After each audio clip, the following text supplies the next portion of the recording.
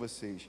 Bom, hoje a gente então vai mergulhar nesses princípios bíblicos da aprendizagem.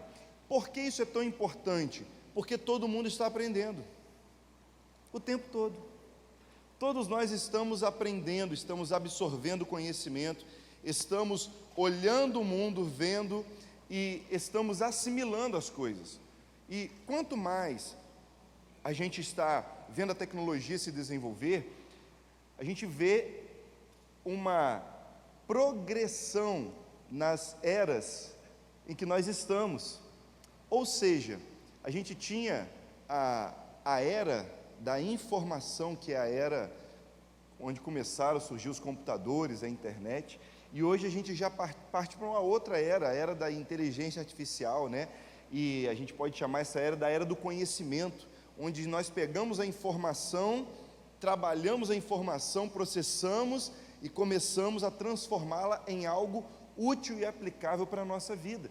Aprender em nosso tempo é uma das coisas mais fáceis de todas as épocas. Hoje você pode aprender sobre qualquer assunto, em qualquer lugar, mas existem obstáculos para que o conhecimento legítimo, verdadeiro, seja construído em nós. E tudo isso parte de algo que nós chamamos de pressuposto. É uma palavra difícil e que é algo que explica ou que tenta explicar muita coisa. A palavra pressuposto indica que algo não pode ser provado cientificamente. E por isso, nós temos uma crença para começar a explicar as coisas. Deixe-me explicar com uma história. O menino perguntou para o papai: papai, onde o mundo está apoiado? Já que o mundo é uma bola, onde que ele está apoiado? E o pai então respondeu: o mundo está apoiado nas costas de um camelo.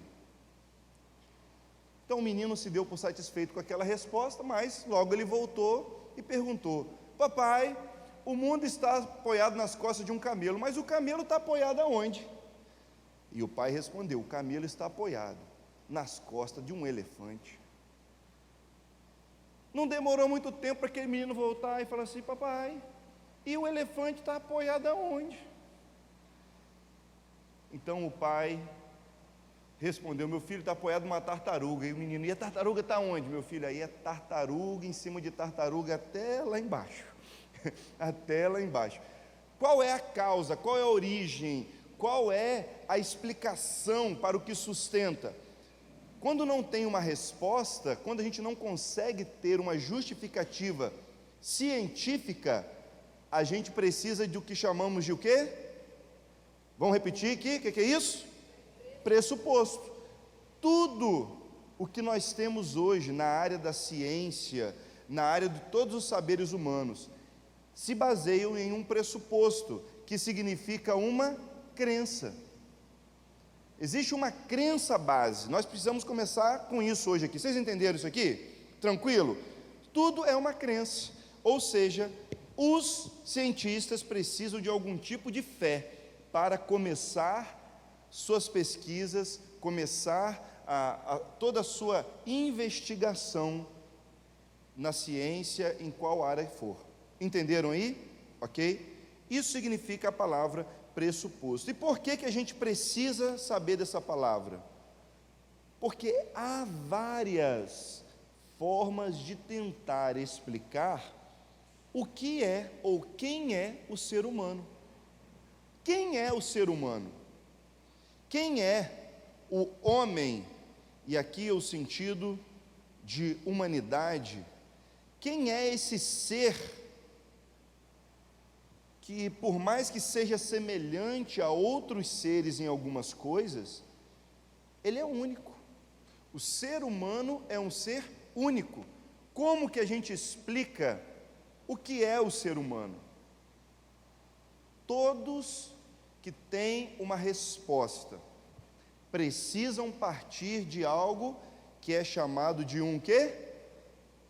pressuposto, uma pré-suposição, e então você pode escrever aí essa palavra no primeiro espaço que você tem no primeiro parágrafo, né?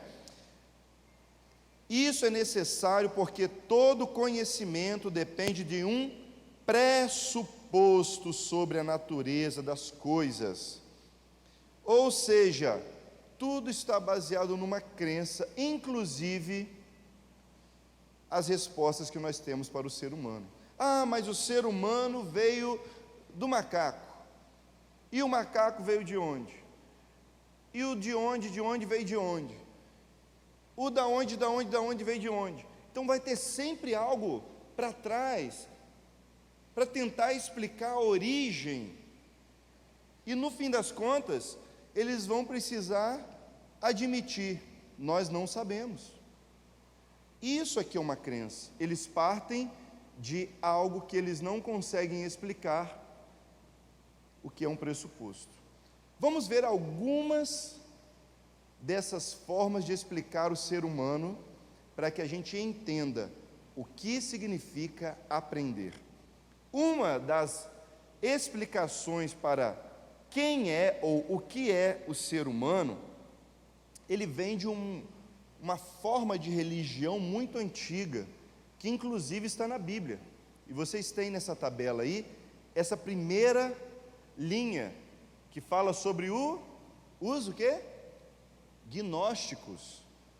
Quem escreveu para combater os gnósticos foi o apóstolo João, porque eles acreditavam que toda a criação, a matéria, tudo aquilo que é visível, que é físico, era mal, e por isso Jesus não poderia ter vindo em carne. Se ele é Deus, ele não poderia ter vindo em carne, ele não poderia ser físico, de carne e osso, porque a matéria é má. Na visão deles, então, o ser humano é um ser dividido entre uma parte boa e uma parte ruim, uma parte má e uma parte que é boa, espiritual. A parte espiritual é boa, mas a parte material é ruim. Entenderam? Daí a gente tem vários tipos de filosofia, de religiões, inclusive aquela que tem esse símbolo aqui. Já viram esse símbolo aí? Yang, sei lá como é que é o nome disso, onde fala do bem e o mal. É essa ideia gnóstica, está presente aí. E ela está presente hoje também em muitas dos ensinos, das doutrinas, em várias igrejas, inclusive algumas que se dizem cristãs também, tá? Mas é uma forma de ver o ser humano, como esse ser que na parte espiritual é boa, mas na parte física é ruim. Será que essa é a nossa base para entender o ser humano? Vamos ver a próxima. A próxima é qual? Abordagem iluminista. Lá quando a gente estuda na história, filosofia, a gente fala sobre iluminismo, onde se diz que o homem começou a raciocinar, a pensar. Ali é que a humanidade começou de verdade, porque antes disso, tudo era respondido com Deus, Deus, Deus. Quem criou tudo? Foi Deus. Aí, não sei o que, é Deus. Por que chove? É Deus. Por que o trovão? É Deus. Por que a montanha? Mas aí os iluminados, os iluministas, começaram a responder, não, a ciência explica, e o que a ciência não explica agora, explicará depois, né? E nós estamos aí 500 anos esperando essa resposta, mas enfim, os iluminados começaram a ver o ser humano como um ser meramente racional. Se lembra de um camarada que falou assim, penso, logo... Aí como é que vocês estão fera na filosofia? Foi lá atrás, ó, buscaram lá atrás. Gente, essa era uma tese. Se o ser humano fosse um ser iluminado, ele pensaria. No momento em que ele começa a pensar, no momento que ele começa a raciocinar, ele se torna um ser humano, ele começa a existir. Mas será que essa é a base para a gente ensinar o ser humano? Porque nessa linha começou-se a acreditar que o ser humano era um ser bom. Alguns pensadores daquela linha começaram a olhar para o ser humano e falar assim: o ser humano é como uma folha em branco, perfeita. O que o corrompe é o lugar onde ele está. O ser humano é perfeito, mas se ele estiver no meio que é imperfeito, aquilo ali começa a corromper. E então o ensino passa a ser uma forma de fazer o ser humano se tornar um ser perfeito, com conhecimento pleno. Será que essa abordagem nos ajuda ao verdadeiro ensino? Será que o ser humano é realmente perfeito lá na essência? Vamos caminhar. Qual é a próxima aí? Não vou falar de todas não, mas vou falar de algumas. Próxima. Cientificista. Ei, nome difícil. Quem conhece esse camarada aí nessa linha da frente aí? Darwin. Eita, camarada que criou problema, hein? Darwin trouxe a ideia da evolução das espécies. Ele que falou, né, que toda a vida veio de um elemento, né, veio da natureza e não sei o que, o micróbio, a bactéria, que ele evoluiu e criou bico, e criou asa, criou não sei o que, nadadeira, e aí veio o macaco. Aí, para ele, o ser humano é esse ser que depende da genética dele, e ele não pode fugir disso. O ser humano, ele depende daquilo que já está pré-determinado no seu DNA, não pode mudar, não pode aprender mais. E aliás, vocês sabiam que foi por causa dessa teoria de Darwin que veio um negócio parecido com isso aqui, ó? Já viu isso aqui em algum lugar? O nazismo, o extermínio dos judeus veio por causa dessa teoria de Darwin, que começou a ensinar que havia espécies, raças humanas mais evoluídas do que outras. É esse tipo de visão sobre o ser humano que fez com que essas atrocidades que nós vimos na Segunda Guerra Mundial acontecessem. Está vendo como um pressuposto pode levar a uma visão errada do homem a partir de um monte de teoria maluca? Está costurando as ideias aí, irmão? Está vendo? E muito dessa ideia está presente hoje. Por exemplo, o aborto. O aborto, ele carrega essa ideia. Se houver alguma má formação, dá direito, só porque a criança não desenvolveu a mãozinha, o pezinho, só porque talvez tenha algum tipo de doença ali congênita, então está liberado o aborto. Em muitos países isso é liberado. Por quê? Porque a visão de que o ser humano é um ser que evolui. Se esse aqui não é bom o suficiente para a nossa espécie, vamos matá-lo. Os indígenas fazem isso. Não matam as crianças, os bebês que nascem com alguma deficiência. É uma visão do ser humano. Um pressuposto cria uma prática que pode ser terrível. Próximo, vamos lá. Antropológica. Nietzsche, que falou que Deus está morto. Ele disse essa frase. O que o Nietzsche falava sobre o ser humano? O ser humano é um super-homem, o ser humano pode fazer o que ele quiser, não existe certo nem errado, que o ser humano faz o que ele quiser. Como que você ensina um ser humano que quer ser o que ele quer? Como que você orienta, corrige um ser humano que quer ser o que ele quer? Não tem certo, não tem errado, gente. Ele vai fazer o que quer fazer. É a base da força. Se você tem força, se você pode destruir o outro. Se você tem poder, você pode subjugar o outro. Vamos para frente aí. Psicológica, Freud. Isso aqui influencia muito a nossa sociedade hoje. A sociedade que é toda sentimentalizada. A sociedade que vê o ser humano como seu sentimento. Se você sente, você é aquilo. A gente veio do penso, logo existo, agora eu sinto, logo existo. Sinto que sou um beija-flor. Pronto, você é um beija-flor, agora você é um beija-flor. Sinto que sou uma barata, um leão. Eu sinto que eu sou rico, irmãos.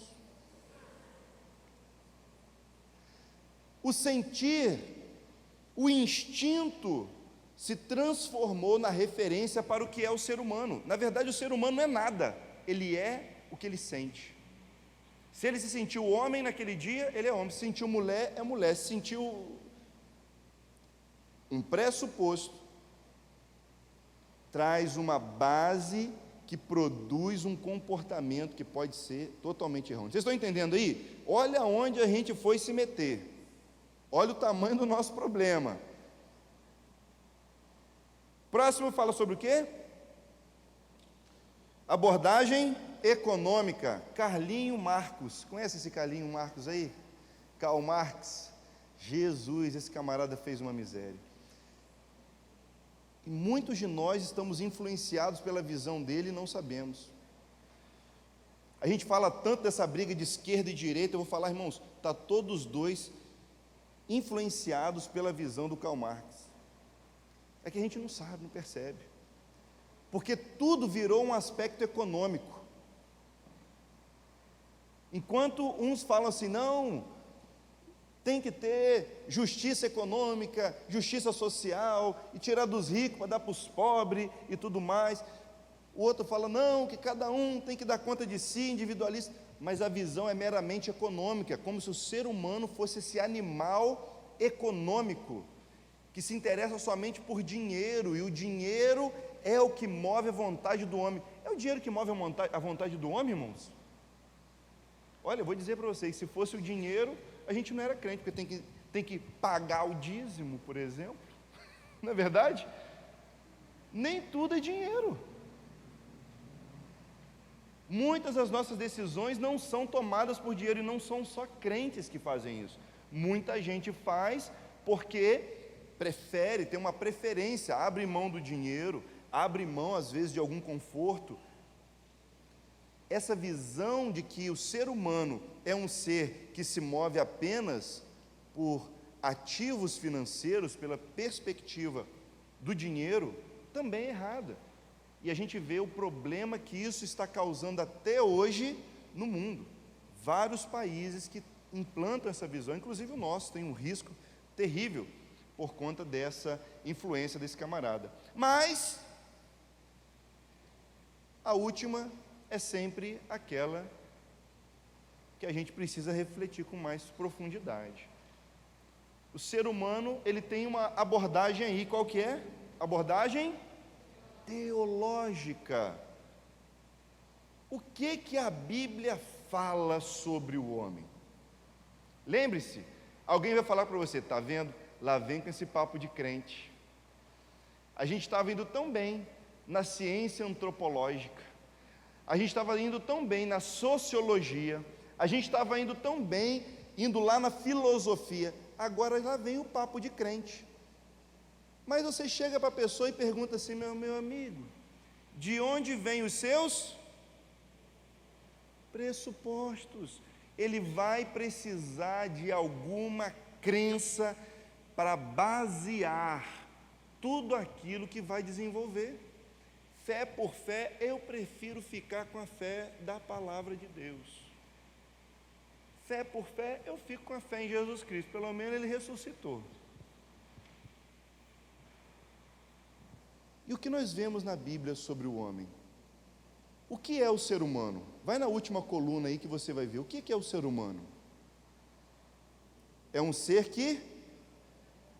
um adorador, é um ser litúrgico, é um ser que cultua, que precisa adorar. Na verdade, não é nem que ele precisa, ele adora. O que o ser humano faz? Ele adora. Você pergunta, o que o galo faz? O galo canta,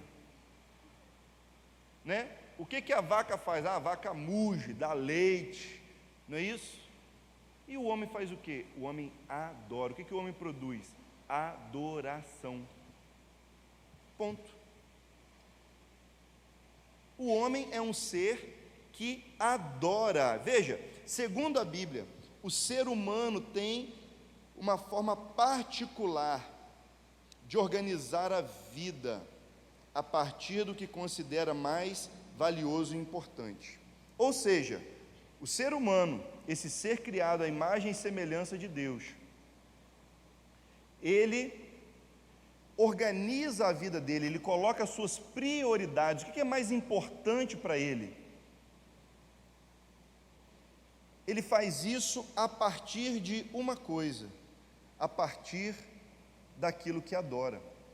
Escreva então, isso é chamado de adoração.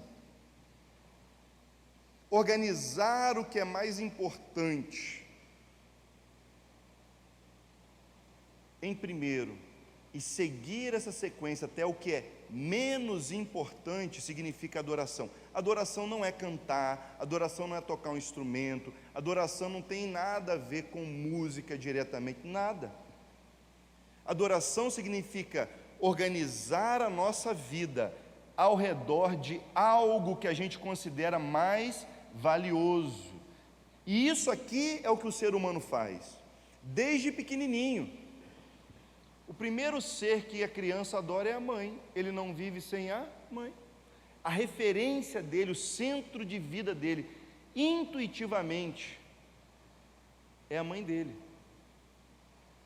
Quando ele sente fome, ele faz o quê? Ele chora. Eu preciso, eu não vivo sem mamãe. Na verdade, eu não vivo sem mamar, né? Porque ele está pensando em mamar. Eu não vivo sem um restaurante. Onde está o restaurante? A vida dele, desde o início, é organizada. E essa organização se chama adoração. O que estará aqui no centro e que vai definir a prioridade de todo o restante? É o que a gente chama de supremo bem. Tem essa palavra aí adiante, você pode marcar. É o seu Deus, e eu coloquei Deus com letra minúscula, porque o ser humano pode adorar algo que não é o verdadeiro Deus. Pode ou não pode? Sem dúvida alguma ele pode. Qualquer coisa pode ocupar o lugar de Deus na vida do ser humano. E então, esse ser humano, criado por Deus, à imagem e semelhança dele, organiza tudo a partir daquilo que é mais valioso. Qual é o ser mais precioso, inestimável de todo o universo? Quem é? É Deus. Qual é o ser mais precioso que não tem valor para comparar? Quem é esse ser? É Deus. Deus é esse ser. Então, por que nós não organizamos a nossa vida tendo Deus como centro de todas as coisas? Por que a humanidade não organiza a vida baseando-se em Deus? Por que a gente olha para o mundo e vê as pessoas com a vida toda desorganizada? Por causa do pecado. Quando o pecado entrou no mundo, Deus foi arrancado do trono do coração do homem. E aí veja o que começa a acontecer. Olha o problema que a gente tem. O homem que foi primeiramente criado à imagem e semelhança de Deus, que caminhava com Deus pelo jardim, que brincava com Deus, trabalhava com Deus, conversava com Deus, era amigo de Deus. Esse homem começou a organizar a sua vida tendo Deus como centro de todas as coisas. Adão e a sua esposa começaram a organizar a sua vida, começou a olhar para tudo a partir de Deus, a partir da palavra de Deus, em obediência a Deus. Deus era a coisa mais preciosa para eles. Por isso eles obedeciam, por isso eles trabalhavam, por isso eles estavam empenhados em fazer o que Deus mandou fazer no jardim. Até que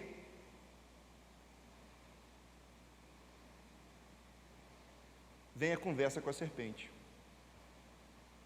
Até que eles escolhem desobedecer a Deus. E no pecado, essa ordem, ela foi tumultuada. Antes, Deus vinha em primeiro lugar. Depois, o próximo, Adão e Eva serviam um ao outro juntos, a natureza estava em harmonia, tudo tinha uma ordem, tudo estava no seu devido lugar, não havia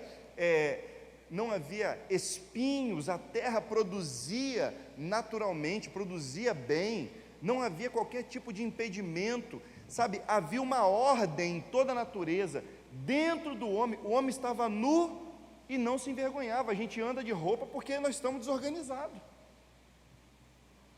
a gente anda de roupa porque a gente se envergonha, há uma desordem, Deus deixou de ser o centro, isso é o pecado. Entenda como isso afeta a forma como nós aprendemos, a forma como nós vemos o mundo, a forma como nós lidamos com tudo.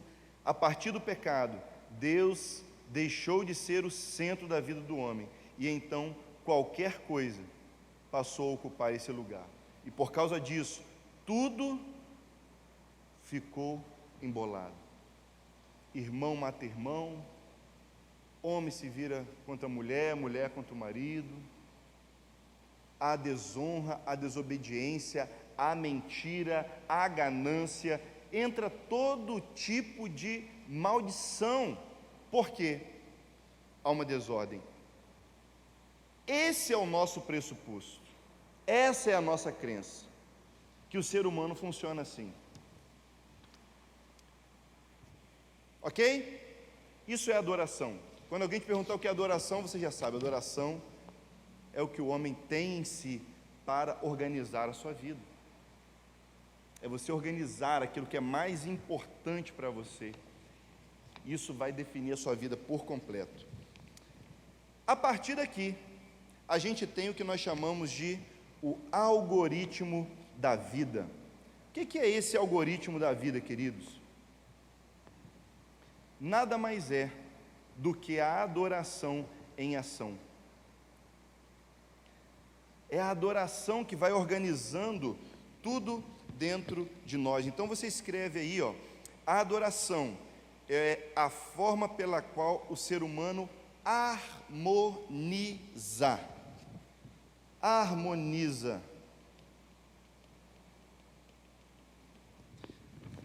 a sua vida, conectando e priorizando todas as áreas a partir da lealdade ao que considera mais valioso ou importante. Você pode colocar mais valioso. O que é mais importante para o ser humano é o que vai definir a forma como ele vai viver. Se a coisa mais importante para o ser humano é o prazer, ele vai se embrenhar na busca pelo prazer. Se a coisa mais importante para o ser humano é o dinheiro, ele vai na busca do dinheiro. Se a coisa mais importante é o seu próprio ego, ele vai satisfazer o próprio ego, custe o que custar. E aqui a gente descobre a razão de muitos comportamentos. Não adianta a gente explicar o comportamento apenas por aquilo que a gente vê. E fulano é mentiroso pra caramba, hein? Mas por quê? Ele adora alguma coisa que não é Deus, o Deus da verdade. Jesus falou, ele é filho do diabo. Quem é o pai da mentira? Ele adora alguma outra coisa. Se alguém é muito avarento, a Bíblia fala, isso é um tipo de idolatria. Porque é o amor ao dinheiro. Existe algo no centro. Se alguém é vaidoso, não adianta você tratar da vaidade. Ei, não use brinco, não use roupa cara, não faça isso, não faça harmonização facial. Não vai adiantar. Porque o problema não é o que você vê por fora. A questão é a quem essa pessoa adora, o que está no centro. E isso vai organizar a vida dela, ou desorganizar a vida dela. Ela nunca vai agir de forma incoerente com aquilo que ela adora. Ninguém age de forma incoerente com aquilo que adora. Veja como esse assunto é profundo. Mas a gente já começa a entender como que as coisas funcionam dentro da gente. E como que a gente vai fazer para poder ajustar, para consertar esse negócio complicado aí. Então, você vai escrever a última palavra desse parágrafo. Olha que interessante. Antes de definir o que é certo ou errado, o ser humano avalia o que é mais ou menos importante. Ele não está preocupado com certo e errado. Ele vai se basear por aquilo que ele adora. O que é mais importante para esse ser que eu adoro? Eu posso matar outras pessoas, dependendo de quem eu adoro. Vale tudo por dinheiro, vale puxar o tapete, dependendo de quem eu adoro. Essa pessoa, ela vai agir dessa forma, tornando-se semelhante ao que ela adora, pois passa a acreditar que não pode viver sem isso. Se ela adora o dinheiro, ela diz: eu não vivo sem o dinheiro, eu não vivo sem os likes, eu não vivo sem minha rede social, eu não vivo sem meu conforto, eu não vivo sem meu cantinho, minha paz, sem meus filhos, sem meus pais. Olha aí, a idolatria. Não posso viver sem isso. Isso se torna sua fonte suprema de confiança. Escreva aí. Confiança. Onde está a nossa confiança? Adorar significa confiar em algo mais do que qualquer outra coisa. E a partir dessa confiança, toda a nossa vida vai se estabelecer. Você tem coragem de ficar sentado nessa cadeira, certo? Você confia nessa cadeira. Agora você confia em ficar em pé e pular em cima dessa cadeira?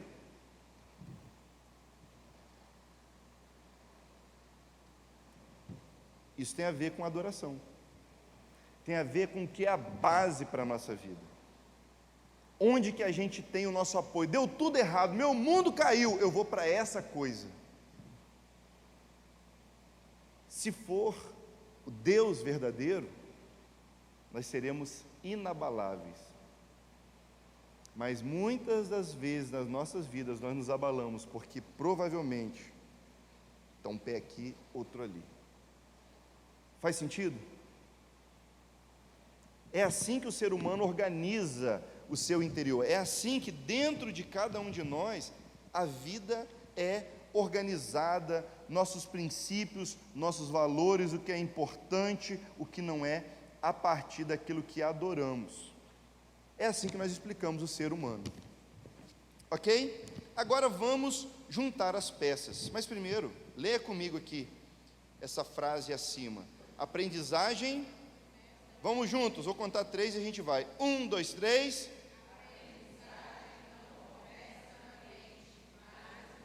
O coração. E o coração na Bíblia é o centro da vida, é o centro da existência. A aprendizagem começa ali. A aprendizagem começa com a adoração. A gente vai aprender de acordo com aquilo que a gente adora. Vamos para a próxima parte. Agora vamos começar a juntar as peças e aqui vai ficando mais fácil. Ou, pelo menos, a gente vai conseguindo entender mais amplamente o significado disso tudo. O que acontece? Esse é o ser humano. E se nós acreditamos que o ser humano foi criado à imagem e semelhança de Deus, nós acreditamos que todo o resto também foi, não é certo? Não é isso? Então, tudo foi criado por Deus. Tudo que foi criado por Deus tem uma, escreva aí, estrutura. Mexe com minha estrutura. Anota aí. Tudo criado por Deus tem uma estrutura organizada por padrões, relações, propósito. E toda a criação, Salmo 19, os céus declaram a glória de Deus, o firmamento, a obra das suas mãos. Tudo apresenta a glória de Deus, tudo que foi criado. Você olha para o céu, para a lua, para as estrelas, olha para o mar, para a natureza. Toda essa ordem, essa estrutura revela a glória de Deus. O sol tem o seu caminho certinho, irmãos. A lua tem as suas estações, as marés. A gente é capaz de plantar e de colher, porque existem as estações, né, irmão divino? Está lá certinho, tudo conforme Deus ordenou, há não sei quantos tempo atrás, e até hoje, tudo mantém uma estrutura. Se eu jogar essa caneta aqui para cima 1000 vezes, o que vai acontecer com ela? Ela vai cair. Se eu jogar 1001 vezes, vai cair também. É uma estrutura, é uma ordem, não tem como, é uma lei que Deus estabeleceu, um princípio. Ou seja, isso que Deus criou, ordenado, organizado, você pode dar um nome específico. Está aí, ordem criada. Você vai escrever criada aí. Porque ela é organizada, ela tem uma ordem que foi estabelecida por Deus. Não é fruto do acaso, não é algo aleatório. Nosso pressuposto, nossa crença é de que o ser humano foi criado por Deus, tudo existe porque Deus criou, toda a ordem foi estabelecida por Deus. Entenderam aí? Ok. A partir disso, nós temos uma outra parte que tem a ver com a gente agora. A ordem criada foi o estabelecimento desses padrões que Deus colocou no mundo. 1 mais 1 é igual a 2. E para Deus, quanto é 1 mais 1? É 2, é uma lógica, ordem criada. Porém, o ser humano olha para tudo que foi criado, olha para todas as coisas e vai entendendo como a vida funciona. Ele vai criando dentro dele um retrato do que existe do lado de fora. Você quer ver uma coisa? Uma pergunta. Regiane, pense numa casa. Tudo bem. Fala a cor da casa. Pense numa casa. Qual a cor da casa? Bege. A foto da Regiane é diferente da foto da irmã Márcia. Entenderam aí? Isso vale para qualquer coisa. Árvore, Thalita, fala uma árvore alta, baixa, larga. Um pé de manga, pronto. Já pensou num pé de manga? Vamos ver aqui. Irmão divino, uma árvore, fala o que você pensou. Eucalipto, aí. Quando fala, mas não é tudo árvore, mas o retrato é diferente. Cada um de nós tem um retrato dentro de si, de algo que existe do lado de fora. Para tudo, você tem imagens. Você tem uma imagem, retratos que você tira para formar algo dentro de você. Então você pode escrever aí, o ser humano é capaz de perceber essa estrutura e formar imagens aonde? Internas. E geralmente essa imagem interna, ela reflete algo que existe do lado de fora. Do lado de dentro existe algo que a gente vê do lado de fora. Assim a gente começa a entender o mundo. A criancinha começa a se equilibrar, ela sabe que ela pode se apoiar aqui, ela vai tentar pular do sofá em algum momento da vida pensando que é o super-homem, ela vai cair no chão e vai descobrir que existe algo que joga ela no chão, que se ela se pular ela vai se dar mal. Ou seja, são imagens internas. Olha o aprendizado começando aí. Está entendendo? Olha o aprendizado começando. A gente vai criando retratos dentro de nós, para entender como o mundo funciona do lado de fora. Essa organização do lado de dentro tem um nome, é chamada de ordem criativa. ativa. Escreva aí. Por que criativa?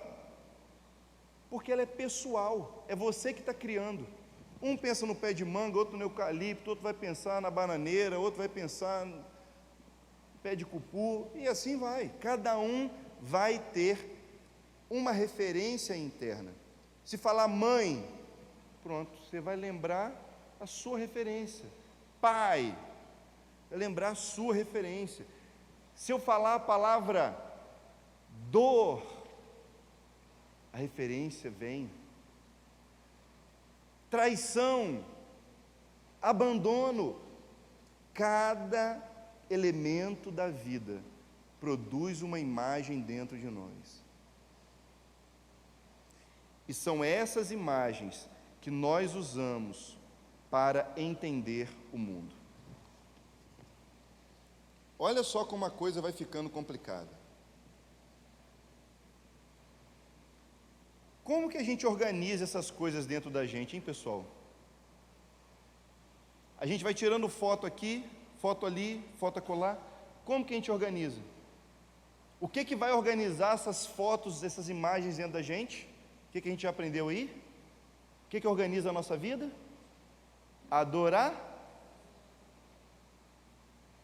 Dependendo do que você adora, você vai dar significados e importâncias diferentes para as coisas. Para alguns falar sobre dinheiro, para alguns falar sobre servir, para alguns falar sobre amor. Existe uma imagem e existe uma prioridade a depender daquilo que você adora. A adoração define como você aprende. Faz sentido?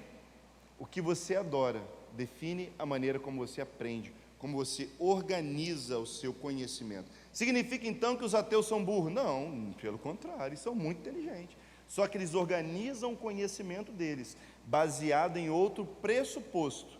E aí vai chegar em um momento que eles vão parar. Chega no limite. Não consegue ir adiante. A ciência vai ter uma barreira. Opa, como que a gente passa daqui? Não sei, o pressuposto está errado, vai gerar um conhecimento errado, e aí já era.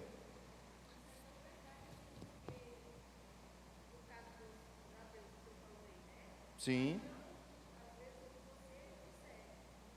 Não, é a mesma coisa tentar convencer você a abandonar Deus. Franciele, esquece Deus, o negócio de Jesus é mentira. Não é. A pessoa pode mostrar, tem uma prova aqui, ó, Jesus, aqui o túmulo de Jesus, aquele morto aqui enterrado. Não é, eu creio, porque é uma questão de fé, não é questão de mero conhecimento. É algo que está lá dentro, é onde a gente tem a nossa maior segurança. Por isso, quando a gente fala de fé, é tão difícil. E aí eu pergunto, por que então é tão difícil falar sobre política? A pessoa se ofende logo. Porque virou questão de fé, de adoração. Faz sentido aí? Plim, plim.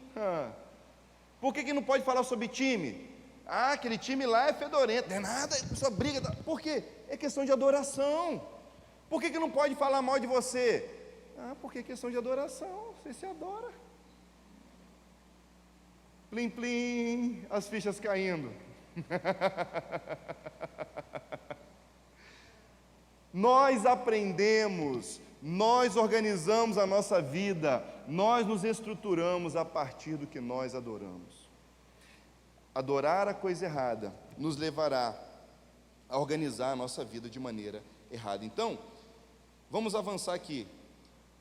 Apesar de refletir o mundo externo, esse universo pessoal, interno, só seu, é organizado a partir daquilo que o ser humano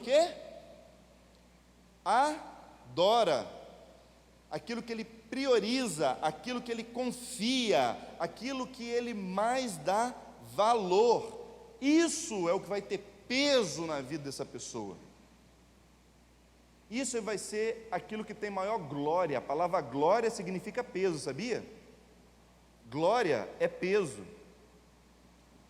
Aquilo que você vai mais honrar na sua vida. Honra significa dar peso. o centro de estabilidade da vida. Esse é o seu processo básico de aprendizagem. Grife aí. Esse é o seu processo básico de aprendizagem. É assim que a gente aprende. É assim que a gente define o que vai ficar dentro da gente ou não. Quanto mais imagens, e aqui é interessante, quanto mais imagens você produzir,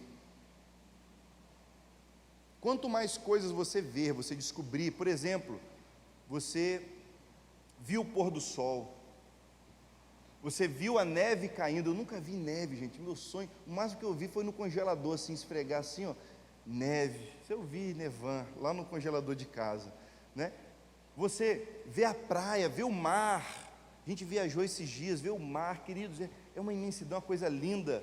Fui na Amazônia lá, viajei no Rio Negro, irmãos, coisa linda. Quanto mais imagens você tem, você vê o parto de um animal, você vê uma comida sendo preparada, você vê uma mãe abraçando o filho, alguém pagando a conta na fila. Quanto mais imagens você vê, mais referências internas você tem, e mais formas de explicar o mundo você consegue adquirir.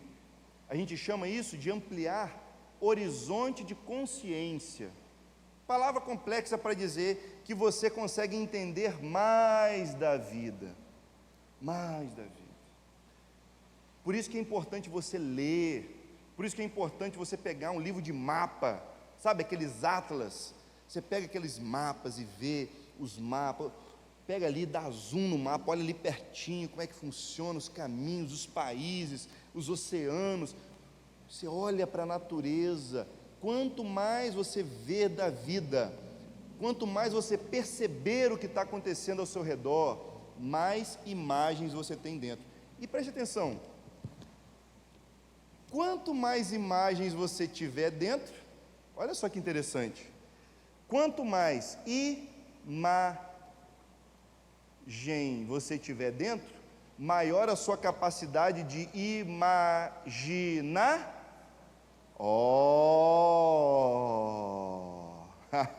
Olha a aprendizagem acontecendo aqui. Olha a aprendizagem acontecendo aqui. O ser humano tem imagens, e quanto mais imagens, maior a imaginar. Mais você vai ser criativo, mais você vai imaginar, você vai olhar para um problema, vai olhar para uma situação, você vai ver aquilo de uma forma tão ampla, tão diferente, porque você aumentou a sua compreensão do mundo, você conheceu mais da vida. Porém, não adianta ver muita coisa da vida e está tudo desorganizado dentro de você. Se você adora a Deus e rende todo o conhecimento ao governo de Jesus Cristo, vai se organizar. Sabe uma coisa que falta hoje em dia? Falta a gente entender, criar mais imagens de quem nós somos, das nossas emoções. Você tem imagem das suas emoções? Aquele filme, como é que é o nome daquele filme que você gosta?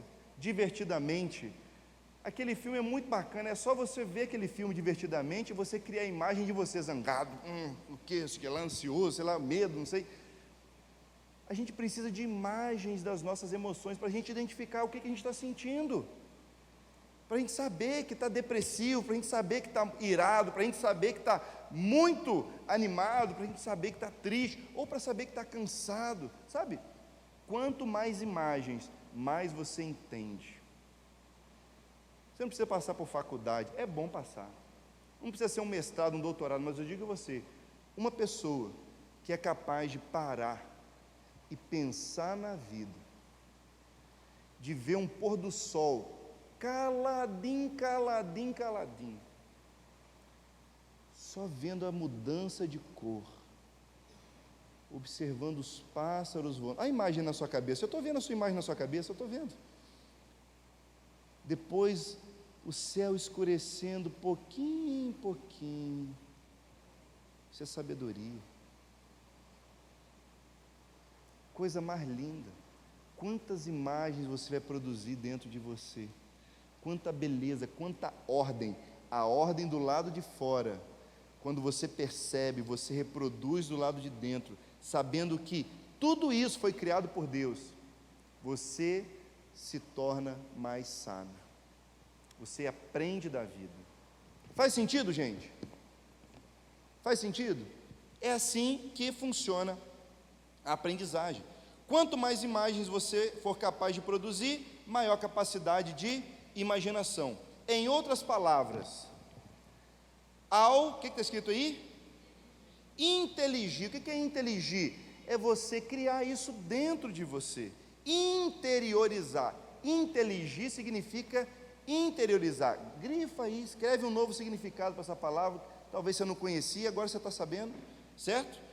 Inteligir fielmente a ordem criada. Você olha para a natureza e começa a intelig-la. Olha quanta, João Ferreira de Almeida, né? Começa a intelig-la, começa a colocar imagens dentro de você. Quanto mais você inteligir, o ser humano desenvolve a sua, o quê? Inteligência.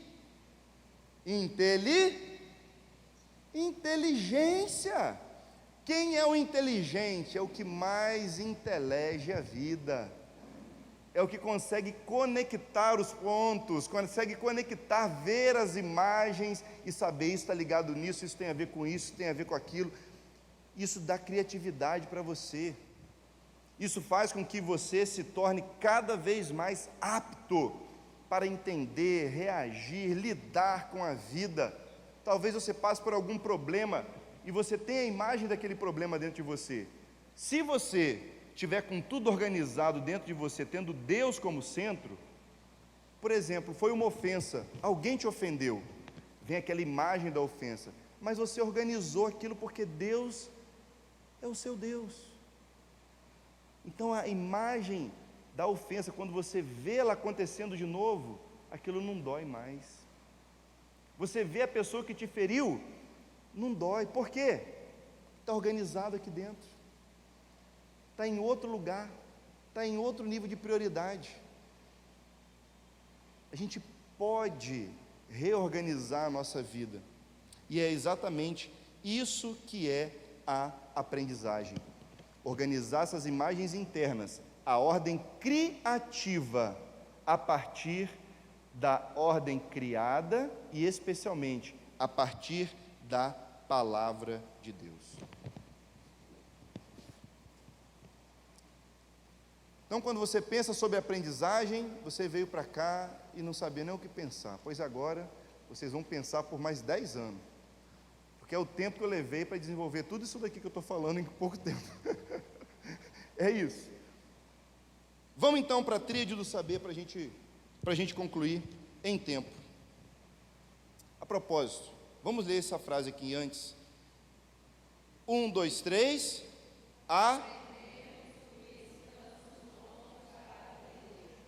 Irmãos, se eu falar com você uma palavra, e você não tiver uma imagem dessa palavra, você vai, como assim? Nunca ouvi a palavra pressuposto, mas depois que eu fui construindo essas imagens dentro de você, fui desenhando e você foi, ligando a imagem daqui de crença, a imagem de algo que eu acredito, a imagem de algo que eu confio. Opa, pressuposto, entendi. Certo? Veja só, você nunca vai aprender se você não tiver a base, as imagens anteriores, para você construir aquele conhecimento. Por isso que a criança precisa primeiro passar o quê? Ver a vida, conhecer uma quantidade de palavras até certo nível de idade. É mais ou menos a conta assim, para cada ano a criança tem que conhecer 1000 palavras a mais. Com 1 ano, 1000 palavras, 2 anos, 2000 palavras, 3 anos, 3000 palavras, 4000 palavras, e assim sucessivamente. Isso vai aumentando com o passar do tempo. Isso é importante porque permite a criança criar o quê? Imagem, que vai gerar uma o quê? Imaginação. Isso vai permitir com que ela tenha uma inteligibilidade do mundo. Ela se torna mais inteligente, olha só. Você sabia que para alguns pressupostos existem raças humanas mais inteligentes do que outras? Mas nós acreditamos que Deus criou o homem à sua imagem e semelhança. Todos nós temos o mesmo potencial de criatividade, o mesmo potencial de inteligência, o mesmo potencial de capacidade. E a idade não vai interferir, é só você botar esse negócio aí, o miolo para funcionar. Produz imagem, vai dar certo. Vamos largar a televisão, o celular, vamos ler um livro, vamos ver um pôr do sol, um nascer do sol, ver um trem desse, o mar, ver a natureza. Tudo isso enriquece muita gente. Mas veja aqui, a gente só aprende o que está pronto para aprender. Não adianta você chegar e a pessoa, e vou ensinar para você, rapaz, você é um pecador miserável, tu vai para o inferno. E pronto, o que é pecado? O que é inferno? O que é miserável? A pessoa não sabe nada disso. O que ela vai aprender? Nada, ela vai ficar com medo. Tá bom, tá. Não vai funcionar, irmão. Porque não tem o pressuposto, conhecimento, base, as imagens anteriores. A gente precisa partir. Gente, o ensino de Jesus, olhe para os pássaros. Pássaro eu sei o que é. Está vendo? Eles não plantam. É verdade, eles nunca plantaram. Miseráveis, os pássaros não trabalham não, rapaz. Olha só. Esses passarinhos, vocês valem milhões de passarinhos. Uia, rapaz, então Deus cuida de nós também, né? Se Ele cuida dos passarinhos, pequenininho, não trabalha, eu trabalho tanto, estou tão cansado, estou fadigado. Posso confiar em Deus. O ensino de Jesus era isso. Olhe para os lírios dos campos. Aquelas pessoas sabiam o que era lírio do campo. Aquela pessoa sabia o que era o caminho, o semeador que saiu a semear e jogou a semente pelo caminho. Eles já tinham essas imagens, e por causa disso eles conseguiram imaginar, por causa disso eles conseguiram entender, e crer, e se arrepender, e se converter. O ensino depende disso, não adianta ser complexo, ser profundo. Por isso que eu estou dando uma repaginada na minha vida. Chega, dá um passo para trás. Por conta disso aí, a gente vai chegando à conclusão, rapaz, falar um monte de palavra bonita, ninguém entendeu nada. Irmãos, dá muito mais trabalho preparar isso daqui, para poder explicar, do que a gente mesmo entender, porque eu já tenho as imagens, irmãos. Se eu não tiver esse cuidado, esse carinho aqui, eu estou lá no Japão, os irmãos ainda vão estar correndo atrás do trem, não vai dar certo, não funciona. E às vezes a gente quer ensinar, sim, ensinar para uma criança, ensinar para um não convertido, ensinar para alguém que está começando na fé, não funciona. A gente aprende o que está preparado para aprender. Vamos lá, tríade do saber. 1 Coríntios 13. Agora, pois, permanecem o quê? A e o A, porém o maior destes é o amor. Queridos, olha só, a aprendizagem redentora tem o objetivo de quê?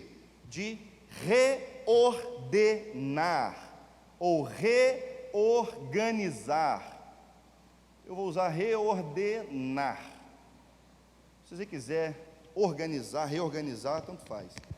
Trazer uma nova ordem, porque a gente viveu tanto tempo nesse mundo sob a influência do pecado, que a nossa cabeça está tudo prioridade, tudo errado. Por isso que Jesus falou, quem quiser ser o maior, seja o prioridade errada. Quando Deus não é seu Deus, a gente vai querer ser servido, mas quando Deus é nosso Deus, a gente é o servo, a gente é o menor, a gente pega a bacia e a toalha. Entenderam aí? A palavra reorganiza a nossa forma de ver o mundo. Dentro de nós, a ordem criativa que está aqui dentro, em conformidade com a ordem criada e através da palavra revelada. Tudo começa pela que redefine o quê? O que a fé redefine para a gente? A adoração, escreva aí. A fé redefine o que a gente adora. Pronto. A nossa confiança passa a estar plenamente em Deus. A fé vem pelo ouvir e ouvir a palavra de Deus, e quando a gente fala da palavra de Deus, fala do amor de Deus, do caráter de Deus, da bondade de Deus, da ação de Deus, a gente cria fé nas pessoas. Fé é um fundamento para que ela reorganize a vida dela, ela pode abrir mão, ela pode renunciar, ela pode tomar a cruz. Não pense que alguém vai tomar a cruz se a confiança dela não estiver plenamente em Jesus, porque esse é o maior preço que alguém pode pagar. Ela vai tentar se proteger da dor, do sofrimento, da renúncia, porque vai matar o Deus dela. O ídolo dela vai precisar morrer. E como nós falamos aqui, quem quer mexer naquilo que a gente adora? No time de futebol, no político preferido, na pessoa, Você já entendeu? A gente só consegue tomar a cruz, morrer para nós mesmos, se o centro da adoração for redefinido, se Deus ocupar o lugar que só Ele pode ocupar. Isso vem pela fé. Depois, a esperança nasce como a reinterpretação. Desculpe pela palavra difícil, irmãos, mas não tive tempo suficiente para ser breve. Reinterpretação. Oh, glória! Interpretar de novo. Espera aí. Tem um E aqui, pronto. Interpretação, pronto. Interpretar de novo. Por quê? Agora que Deus é o centro de todas as coisas, eu começo a ver a vida com outros olhos. Onde era dor, eu vejo cura. Onde era morte, eu vejo vida. Onde havia trevas, eu vejo luz. Onde eu via caos, agora eu vejo paz, ordem. Eu começo a olhar tudo de uma forma diferente. Tem gente que fala assim: meu Deus, o mundo acabou. O mundo não acabou nada, mas Deus está restaurando todas as coisas. Preocupa não. Meu político preferido perdeu. Esquenta não, tem um Senhor sentado no trono do universo, menino. Ixi, aquete o coração. O centro da adoração mudou, acabou. Mas fulano me viu e fingiu que não viu. Não tem problema, eu tenho um Deus que me vê, não tem problema. Mas fulano me ofendeu, não tem problema, Jesus cura, Jesus ama. Está vendo? Mudou, a gente começa a reinterpretar tudo, olhar com novos olhos. Isso é esperança, porque a gente vê que Deus está consertando todas as coisas. A gente começa a viver por esperança o novo céu e a nova terra, aqui e agora. Venha o teu reino, seja feita a sua vontade, assim como é no... Então eu vou trazendo do céu para a terra aquilo que Deus tem para mim, e eu vou tirando da terra, tirando da minha vida aquilo que não cabe no céu. Pronto, reinterpreto a vida, isso é esperança, isso é esperança. Vamos avançar que eu quero comer o salgado depois. E por fim, tudo isso por causa de Jesus, a gente reinterpreta por causa da obra de Jesus. O amor devidamente o quê? Ordenado. O que é um amor ordenado? Um amor na sua devida ordem.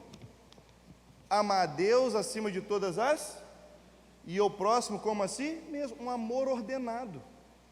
Não é o amor ao dinheiro em primeiro lugar, não é amor a mamon, não é amor a mim mesmo em primeiro lugar, não, amor a Deus, o amor ordenado, o amor à comida, o amor ao descanso, o amor à família, o amor ao trabalho, o amor ao serviço do Senhor, tudo isso na sua devida ordem. Se você desorganizar isso daqui, meu irmão, desorganizar os amores, vai dar errado também. Mas não adianta você tentar falar com a pessoa: larga esse vício, larga o vício agora. Ela não vai largar, enquanto o centro de confiança dela não estiver em Deus, enquanto ela não mudar a perspectiva de esperança, a história que ela conta para si mesma, a forma de ver o mundo, ela não vai mudar os amores, não vai organizar os amores dela. Ordenar os amores. Esse amor organizado é manifesto como expressão da adoração genuína e da esperança redentora. Amém? Até aqui. 15 minutos para a gente bater um papo? Vamos lá? Perguntas e respostas? Alguém tem alguma dúvida? Oi? A última palavra, ordenado. Ordenado. O amor devidamente ordenado no seu devido lugar. Gula é o amor excessivo à comida, vaidade é o amor excessivo à aparência, e assim sucessivamente. Avareza é o amor excessivo ao dinheiro, tudo tem um amor desordenado, mas é por causa do pecado lá. O que a gente está adorando? O que a gente adora vai fazer com que a gente enxergue o mundo daquele jeito, e por fim, a gente vai expressar isso. O aprender, irmãos, é reorganizar isso daqui. Quando você ensinar, tenha isso em mente. É muita coisa para pensar? Mas eu sei que a partir de hoje você já vai começar a olhar as coisas com outros olhos. Você já vai começar a interiorizar. Depois você pode assistir essa aula de novo, pensar, depois você pode conversar, a gente pode bater papo, aprofundar isso daqui. Mas a questão é que isso permite a gente olhar e ver, olha, não é simplesmente uma questão de informação. Quem é Jesus para você? Discipulado é isso. É reordenar a vida a partir de Deus no centro. E a gente vai colocando tudo no devido lugar, vai ensinando a pessoa, Jesus é o centro, Jesus é o centro. Comece a olhar a vida a partir de Jesus, comece a viver a partir de Jesus, decidir por causa de Jesus, buscar em primeiro lugar o reino e a sua justiça. A gente vai aprender corretamente, a gente vai conseguir entender a vida da forma como ela é para ser vivida. Amém? A pessoa com distúrbio de comida, come demais, tal. Então, quando você vai chegar nesse assunto, aí a pessoa, ela começa a ficar instável. Vamos fazer um jejum. A pessoa, jejum não consigo, que jejum, não sei o quê. Aí você percebe, não é porque ela não sabe o que é jejum, é porque, na verdade, ela não consegue ordenar o amor, o desejo, o ímpeto pela comida. E aí você tem que fazer toda a trajetória lá. Jesus no centro, a esperança para que ela seja perseverante, para que ela saiba esperar os horários de comida, para ela não se definir, não ficar com aquela compulsão, ansiedade pelo alimento. E no final, esse amor vai ser ordenado, ela vai conseguir fazer o jejum, ela vai conseguir passar um tempo sem aquela alimentação desordenada. Está vendo? Tudo começa da questão da fé. E aí gera novas imagens, né? Não, você não precisa ficar ansioso, não precisa ficar com medo. Deus é o Senhor de todas as coisas, sabe? No trono do universo, Deus está lá. Jesus ama você, Ele morreu na cruz para te salvar. Queridos, a fé cristã é uma fé muito prática, real, vívida. É a fé da topada aqui, ó. É a fé da cruz, da dor. É a fé de algo que todo ser humano sente. Nem todo ser humano vai saber o que é ser rico, mas todo mundo sabe o que é a dor, todo mundo sabe o que é sofrer, sabe o que é injustiça, e é assim que Deus resolveu comunicar com a gente. É uma imagem que todo ser humano vai ter dentro de si, a da dor, a da morte, a da perda. Por isso que a cruz é tão incrível. Deus se comunicou com a gente. Amor, nem todo ser humano sabe o que é amor, não sabe, mas ele sabe o que é dor, sabe o que é sofrer, sabe o que é padecer, e é assim que Deus se comunicou com a gente. A imagem que Deus preparou para gravar no nosso coração é isso aqui, ó. E deixa eu terminar com a seguinte questão: todo ídolo, todo Deus falso na nossa vida vai fazer a gente pensar que não vive sem Ele. Todo ídolo vai nos matar. Todo ídolo suga a nossa vida, a nossa energia. Mas o verdadeiro Deus é aquele que morre por nós. É aquele que se entregou por nós. E essa imagem que redefine a nossa vida. É por causa dessa imagem que nós somos curados, restaurados, redimidos, salvos. É a cruz. Essa é a maior das filosofias, a maior das pedagogias, a maior de todas as ciências. é o conhecimento de Cristo, Cristo crucificado. Vamos pregar isso daí. É isso aí que muda a vida das pessoas, amém? Vamos orar?